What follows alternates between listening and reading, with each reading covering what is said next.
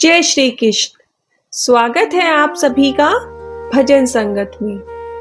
कुरुक्षेत्र की भूमि पर युद्ध शुरू होने से पहले एक पल ऐसा आता है जो तलवारों से भी ज्यादा मन को हिला देता है।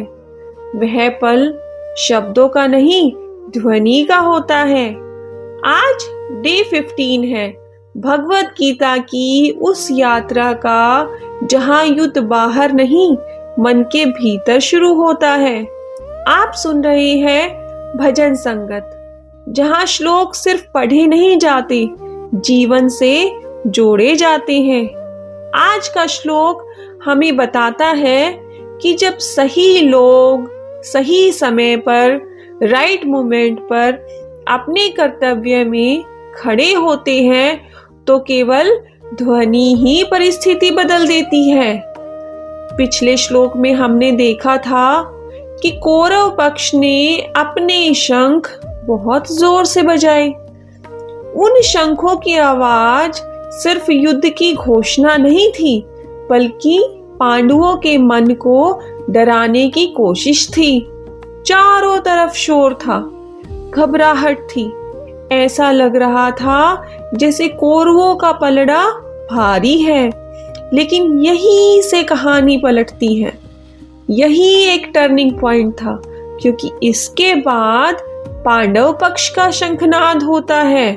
यह कोई साधारण घोषणा नहीं थी, यह मनोवैज्ञानिक युद्ध था। शंखों की ध्वनि यह स्पष्ट कर रही थी कि धर्म अकेला नहीं है, नॉट अलोन। धर्म संगठित है, यूनाइटेड। धर्म तैयार है, और वही आज का श्लोक है। तो आइए हम सुनते हैं डे 15 के श्लोक को। पांजने हृषिकेशो देवदत्तम धनंजय। पांजनम हृषिकेशो देवदत्तम धनंजय। पौंड्र दद्मो महाशंख भीम क्रमा व्रकोदर। पौंड्र दद्मो महाशंख भीम कर्मा वर्कोदर। अब हम इस श्लोक को वर्ड बाय वर्ड अलग अलग पार्ट्स में डिवाइड करके समझते हैं। सबसे पहला पार्ट है पांजनम हृषिकेश। पांजनम अर्थात पांजने नाम का शंख, भगवान कृष्ण का शंख, डिवाइन अथॉरिटी।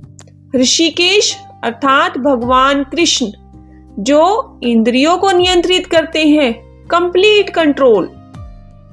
इसका भावार्थ है भगवान कृष्ण ने अपना शंख पांजने बजाया, फर्स्ट सिग्नल दिया।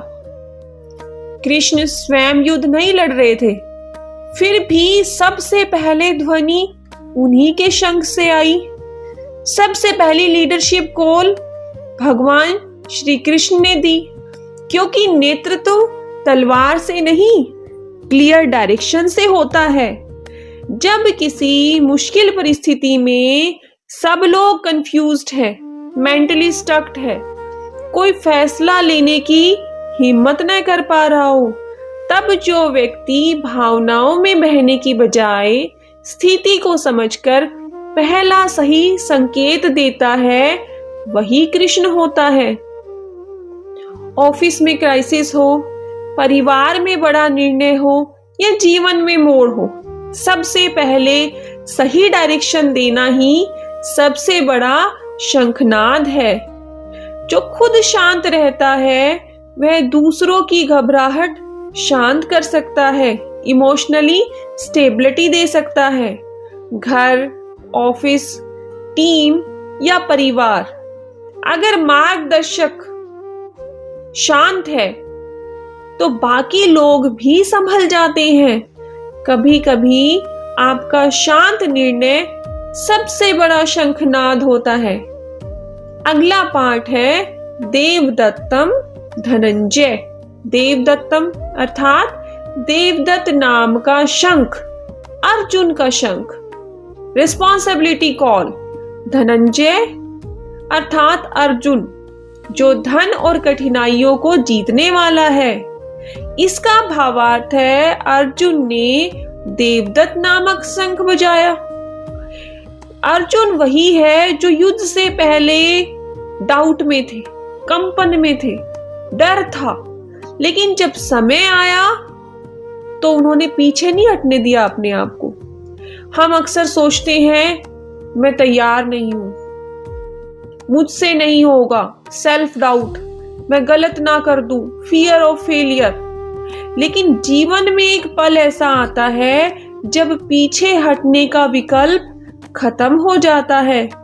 पहली नौकरी का इंटरव्यू, पहला पब्लिक स्पीच, किसी अपने के लिए स्टैंड लेना, उस पल डर रहता है लेकिन फिर भी कदम आगे बढ़ता है।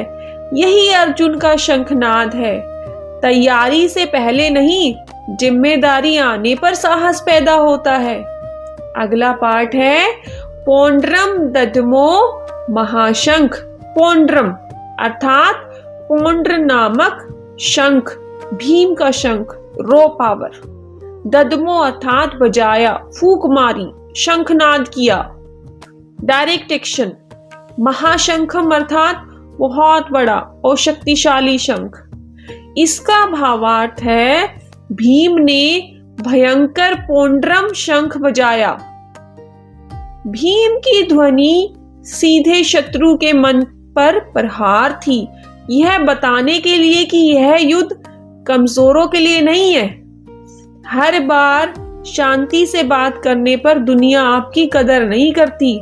कभी कभी गलत के खिलाफ, गलत व्यवहार के खिलाफ, अपमान, डिसरिस्पेक्ट के खिलाफ स्पष्ट और मजबूत आवाज में ना कहना बहुत जरूरी होता है। जो अपनी आवाज को दबा लेता है, दुनिया उसे दबाना सीख जाती है। आत्मसम्मान, सेल्फ रिस्पेक्ट भी एक शंखनाद है। अगला पाठ है भीम कर्मा वृकोदर। वृकोदर, भीम कर्मा अर्थात महान कर्म करने वाला, अत्यंत शक्तिशाली। वृकोदर अर्थात भीम, जिनकी भूख और शक्ति बहुत अधिक थी। इसका भावार्थ है अत्यंत पराक्रमी भीम ने यह शंख बजाया, पिलर ऑफ स्ट्रेंथ। भीम सिर्फ बल नहीं थे, वह भरोसे के स्तंभ थे, सपोर्ट सिस्टम थे। हर घर में, हर टीम में, हर रिश्ते में एक ऐसा व्यक्ति होता है जो ज्यादा शिकायत नहीं करता, अपने दर्द को दिखाता नहीं, जिम्मेदारी उठाता रहता है। वही व्यक्ति भीम होता है, साइलेंट बैकबोन।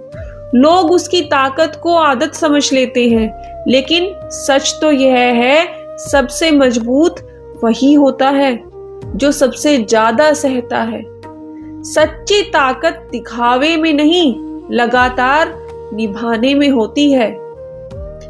हर किसी के जीवन में एक कुरुक्षेत्र आता है, जहां बाहर कोई युद्ध नहीं दिखता, लेकिन भीतर संघर्ष बहुत होता है।